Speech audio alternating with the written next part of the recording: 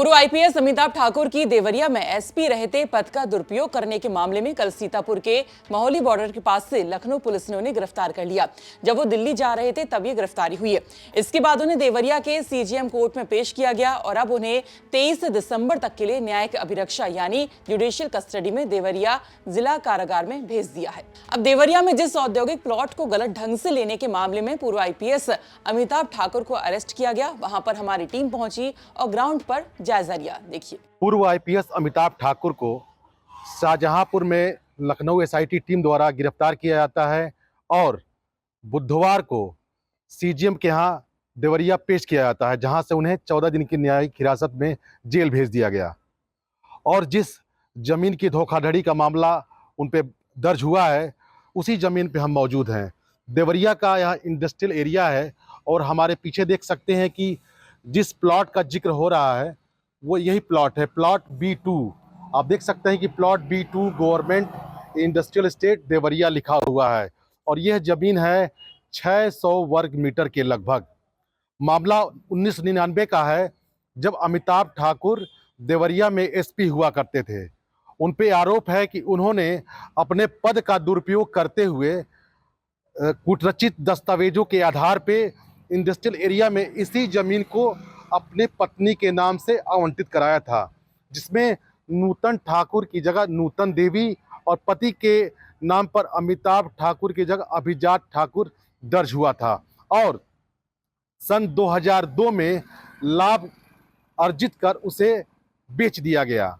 इसी मामले में संजय शर्मा, जो लखनऊ के रहने वाले हैं, उन्होंने ताल कटोरा थाने में एक अभियोग पंजीकृत सितंबर 2025 में कराया है, जिसमें कई विभिन्न धाराओं में अमिताभ ठाकुर और नूतन देवी पर केस दर्ज हुआ। इस मामले में एसआईटी टीम जांच कर रही थी और जांच के बाद इसमें अमिताभ ठाकुर को मंगलवार की देर रात शाहजहांपुर में ट्रेन से उन्हें गिरफ्तार कर लिया जाता है और देवरिया सीजीएम के यहाँ उन्हें पेश किया जाता है, जहाँ से उन्हें 14 दिन की न्यायिक हिरासत में जेल भेज दिया गया।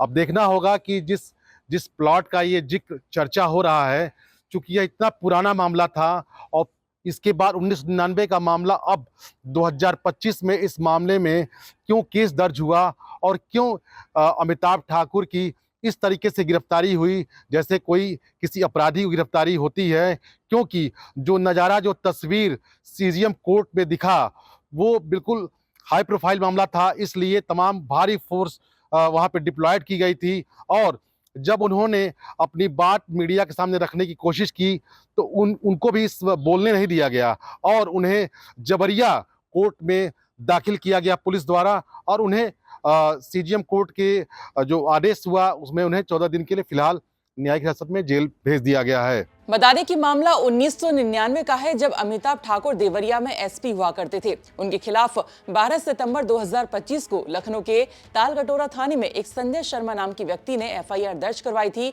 कि अमिताभ ठाकुर और उनकी पत्नी नूतन ठाकुर ने जिला उद्योग केंद्र से औद्योगिक प्लॉट B2 आवंटित कराते समय सरकारी विभागों को गुमराह किया।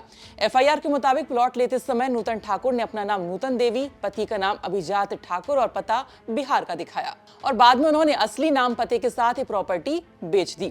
एफआईआर में अमिताभ ठाकुर पर पद का दुरुपयोग करने और खरीद बिक्री में सरकारी विभागों और बैंक को धोखे में रखने का आरोप है।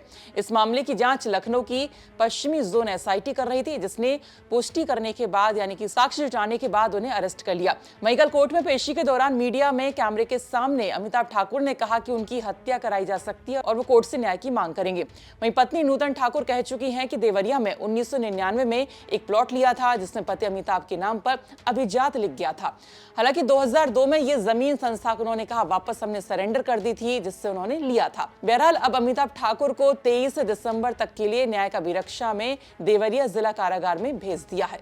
इसमें जो भी अपडेट आएगा आपको हम बताते रहेंगे। जानकारी भेजी थी देवरिया से हमारे सहयोगी राम प्रताप सिंह ने। नमस्कार।